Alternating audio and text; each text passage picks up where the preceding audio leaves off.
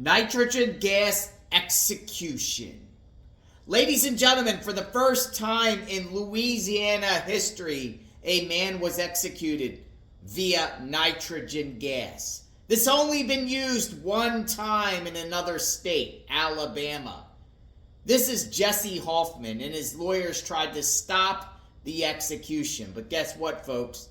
Louisiana did this. Have you ever heard of a nitrogen gas execution? It's kind of similar to the gas chamber.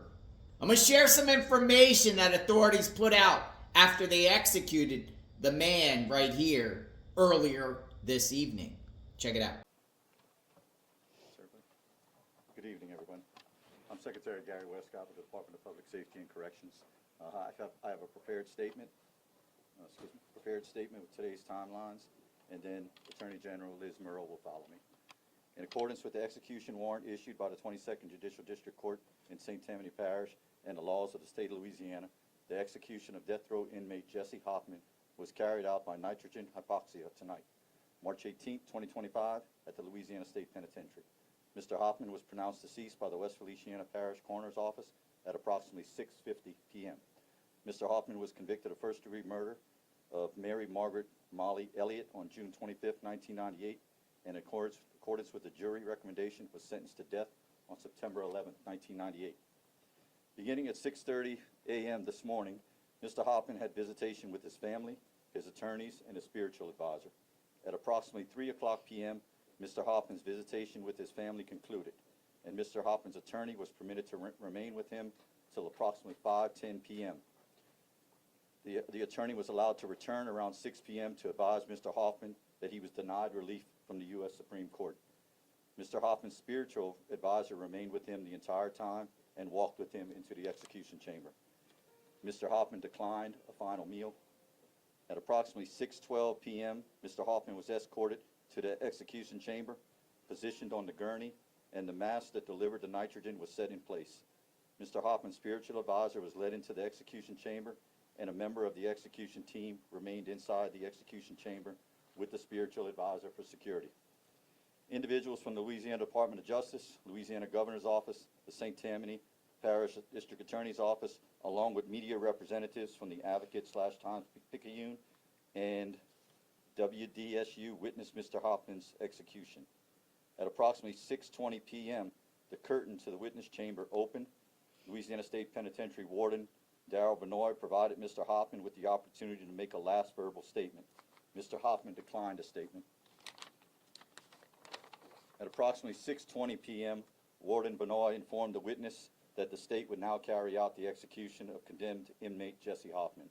Mr. Hoffman's spiritual advisor remained inside the execution chamber and carried out the previously approved written plan to assist Mr. Hoffman with the exercise of his spiritual beliefs. Nitrogen gas began to flow at approximately 6:21 p.m. and flowed for approximately 19 minutes. At approximately 6:40 p.m., the curtain to the witness chamber closed, and Mr. Hoffman's spiritual advisor was permitted time to remain in the execution chamber according to the written plan prior to the coroner entering the execution chamber. I believe it was 5 minutes. Subsequently, the curtain to the witness chamber opened, and Warden Benoit informed the witnesses that at approximately 6:50 p.m., the execution of Mr. Hoffman was carried out in accordance with the laws of the state of Louisiana. I'll now turn it over to Attorney General Murrow.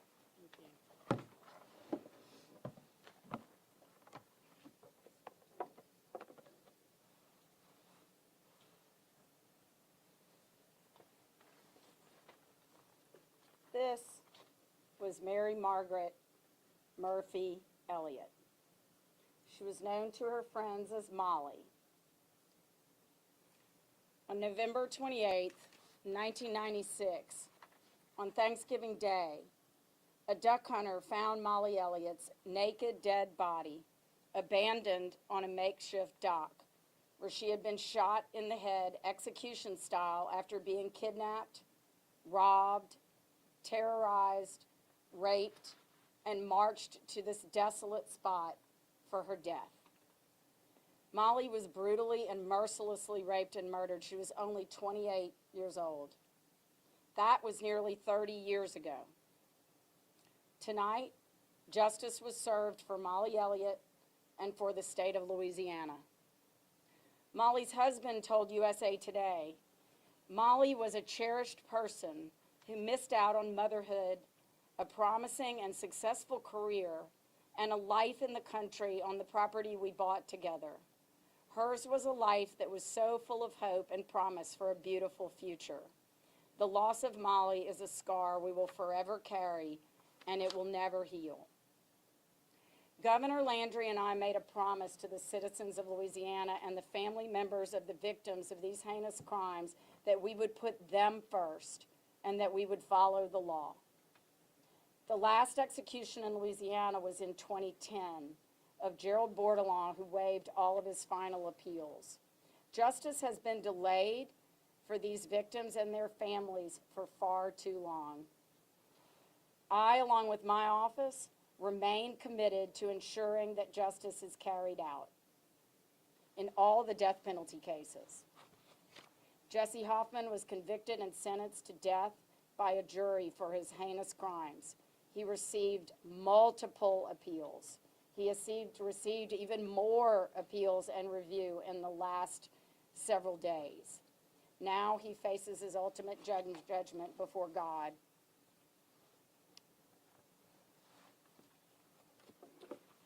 This time, we'll open it up to questions. Can anyone, prison staff speak to how, sort of morale was affected on prison staff among prisoners in the days leading up to the execution? Can we get Warden Bernard? Warden Bernard, come on up here.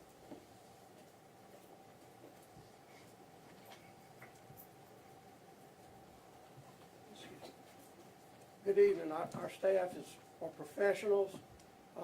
Their morale was not affected.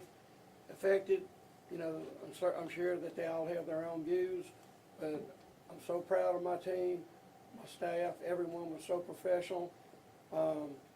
They showed Mr. Hoffman dignity and respect and did their jobs, and I am proud of them.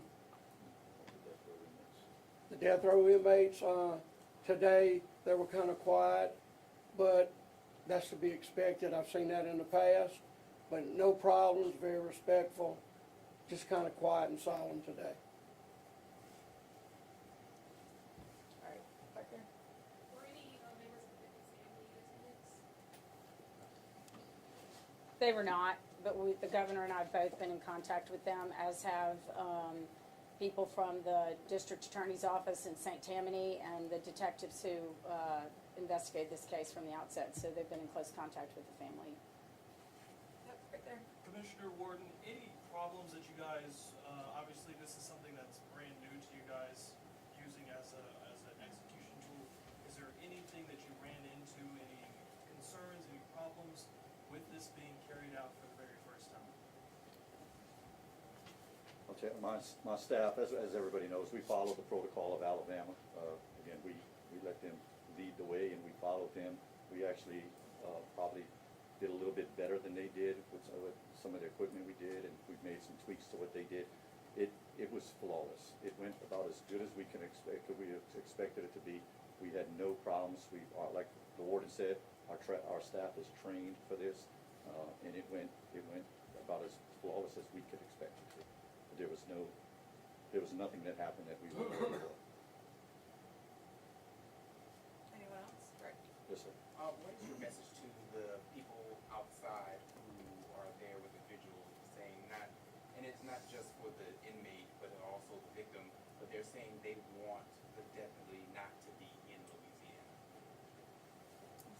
Yep.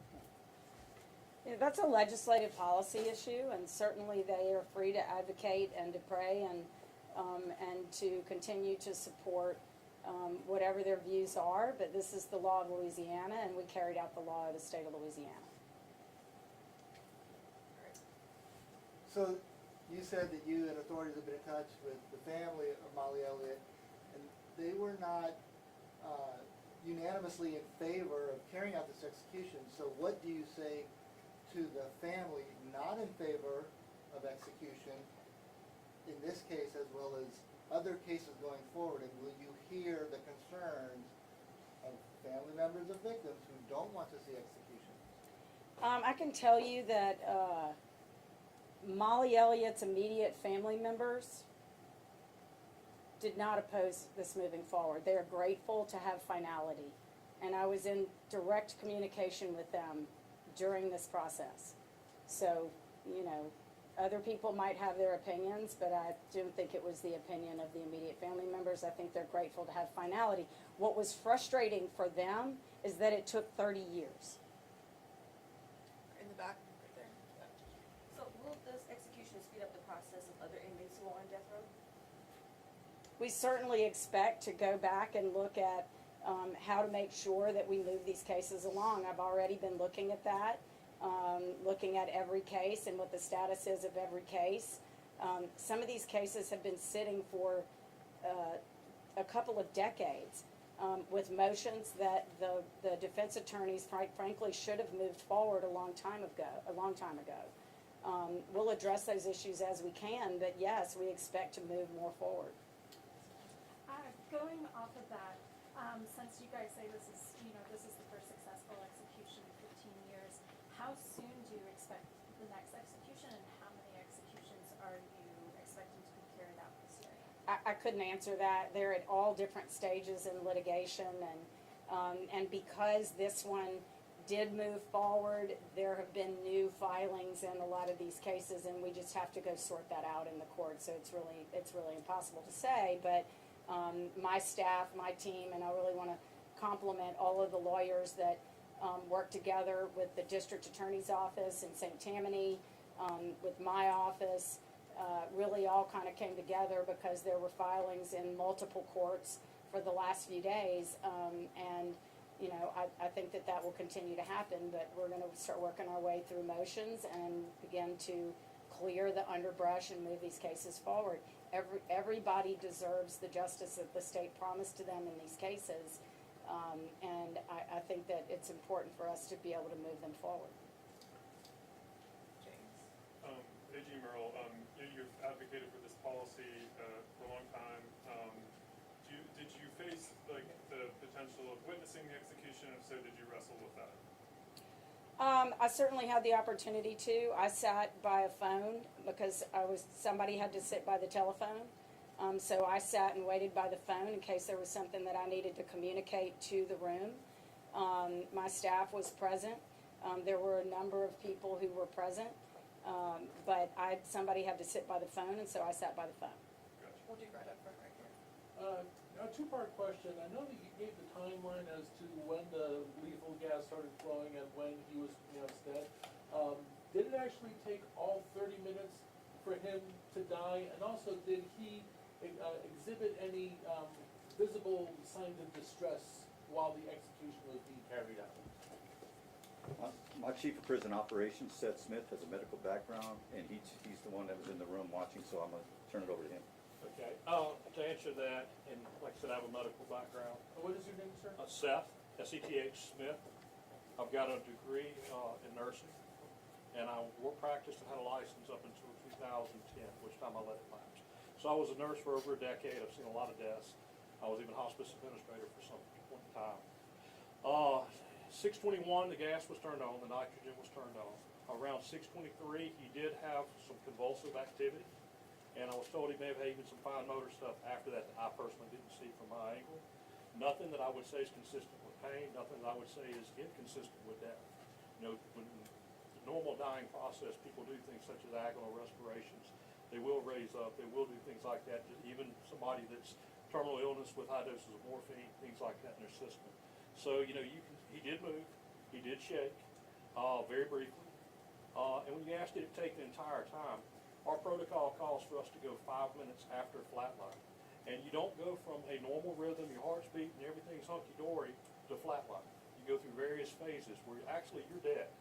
You know, we waited till there was no electrical activity in the heart, which took, I want to say 14 minutes, and then we went 5 minutes beyond that. So we went 19 minutes. But he, in essence, was clinically dead very quickly, very quickly. Does that answer your question? Oh, yeah, absolutely. Okay. Thank you very much. Any more over here? Yep, kids, yeah. real quick. How many prisoners do we have on death row right now? 55 now.